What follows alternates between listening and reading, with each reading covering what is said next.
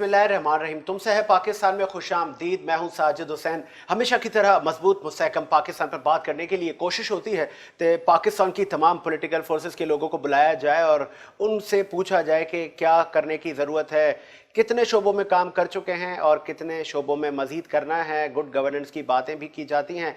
अमलन क्या है, ground realities क्या हैं, वफाकी हुकूमत के कितने ऐसे प्रोजेक्ट थे जो कंप्लीट होने जा रहे हैं, उनका जो एक आइनी मुद्दा है उस तक। और सिंध हुकूमत 18th अमेंडमेंट के बाद खुद मुख्तार भी है और हैट्रिक भी कर चुकी है मुसलसल। चाहे बाई इलेक्शन में भी उनको आवाम तो मैंडेट दे रही है, लेकिन क्या उनको रिटर्न मिल रहा है? बहुत सारे मसाइल पर बात करने के लिए कोशिश करते हैं कि उन शख्सियात को मदऊ करें जो हमें हल बता सकें।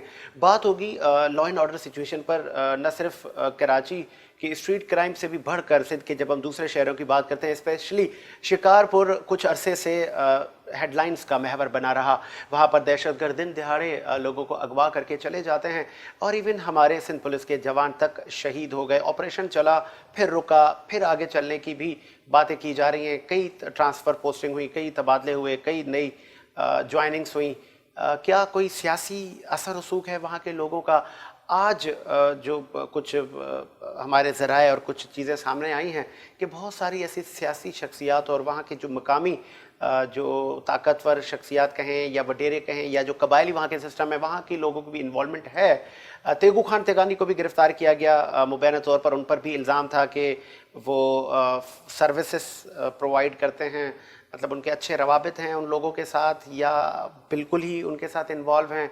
लेकिन उन्होंने कहा कि अब मैं वोट नहीं दूंगा वहाँ के मकामी लोगों को। इस पर बात करने के लिए आज सिंध हुकूमत के रिप्रेजेंटेटिव हैं, नौजवान क़यादत हैं, डॉक्टर गुलाम मोहम्मद थहीम साहब। बहुत शुक्रिया थहीम साहब, आपने टाइम दिया। बहुत सारे मौज़ूआत पर बात करने के लिए हमने मधु किया है आपको। स्टार्ट करेंगे हम लॉ एंड ऑर्डर सिचुएशन से। कराची में तो हम देख रहे थे स्ट्रीट क्राइम की वारदातें, इवन गलियों में पहले छीना छपरी होती थी, अब तो घरों में घुस के भी दहशतगर्द वो डकैत सामान लूट कर चले जाते हैं।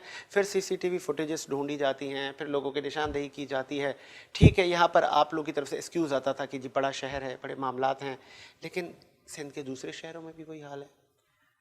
बिस्मिल्लाहिर्रहमानिर्रहीम। साजिद भाई, पहले तो आपका शुक्रिया कि आपने मुझे बुलाया आज अपने शो में।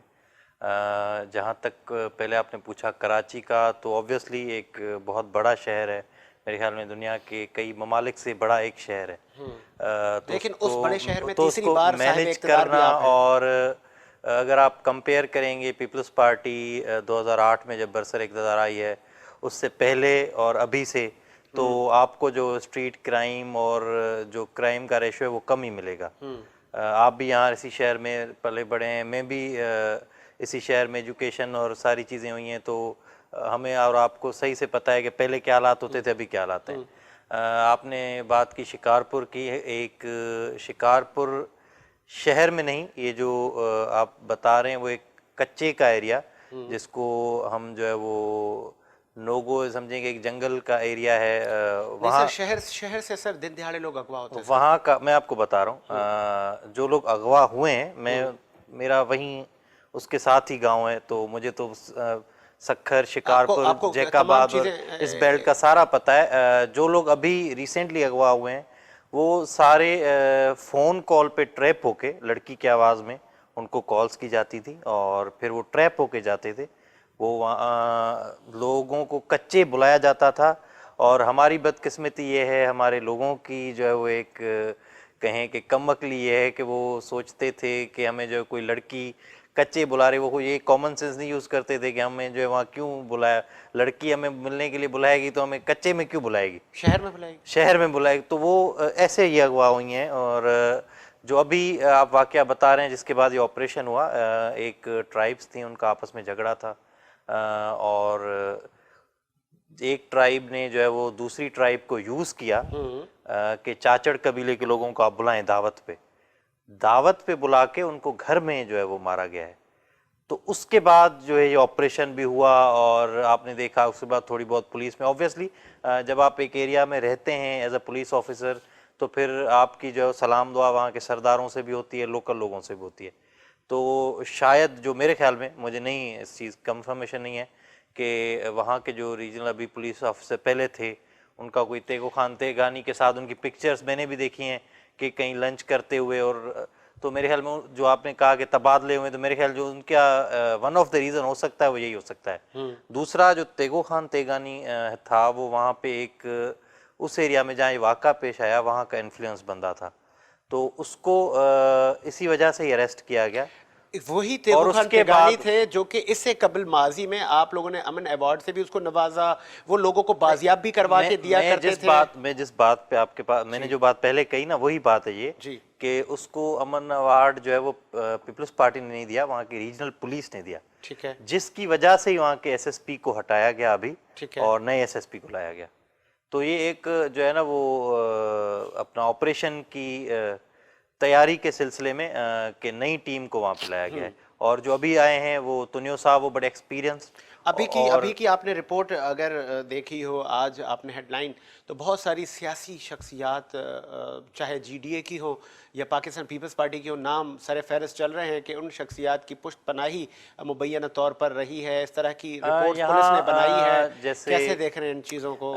जिन लोगों के नाम आए हैं, चाहे वो जीडीए से हों या पीपल्स पार्टी से हों, वो वहाँ के एक ट्राइबल सरदार्स हैं, उनकी कौमें वहाँ पे बसती हैं उस कच्चे के एरिया में ऑब्वियसली।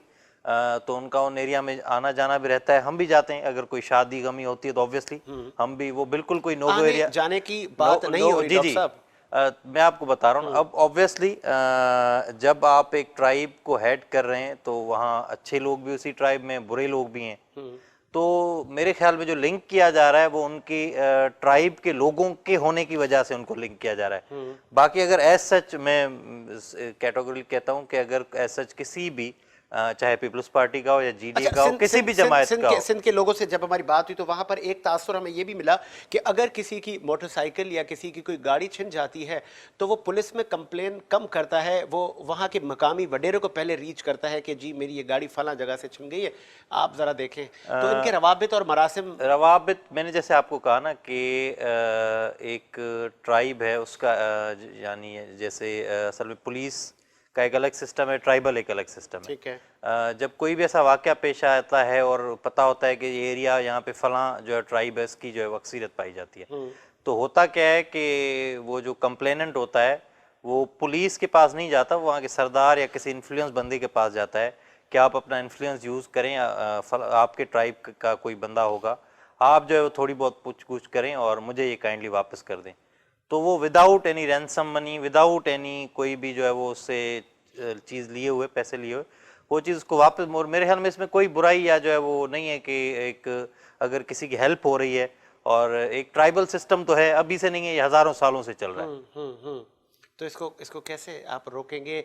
तीसरी बार आप इक़्तिदार हैं, आपको नहीं लगता कि लोग पुलिस के पास कम जाएंगे? मैं जो आपको बात बता रहा था कि अगर किसी भी पॉलिटिशियन के, चाहे वो पीपल्स पार्टी के हो या जीडीए को, अगर जराइम पेशा अफराद या उनके जराइम की जो है वो पुश्त पनाई में किसी के खिलाफ अगर पुलिस को या किसी को कोई सबूत मिलते हैं, उनके खिलाफ एक्शन लिया जाए।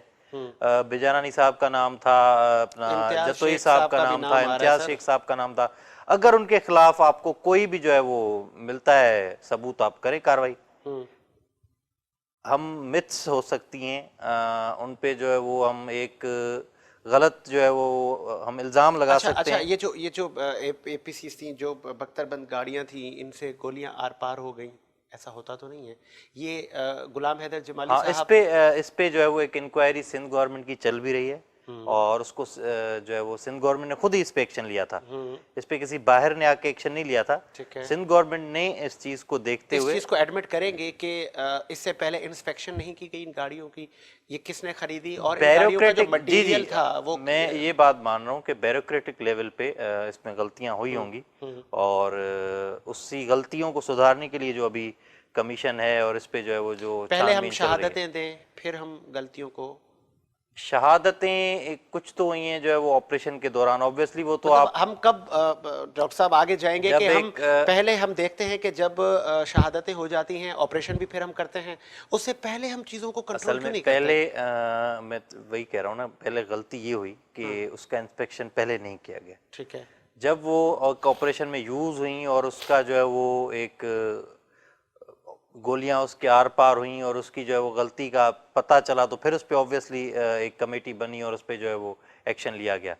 तो ये एक गलती ब्यूरोक्रेट लेवल पे ज़रूर है और जिसका जो है वो एक अफसोस भी है और जिसका जो भी इसके पीछे हों उनको कैफर किरदार तक पहुंचाया जाए।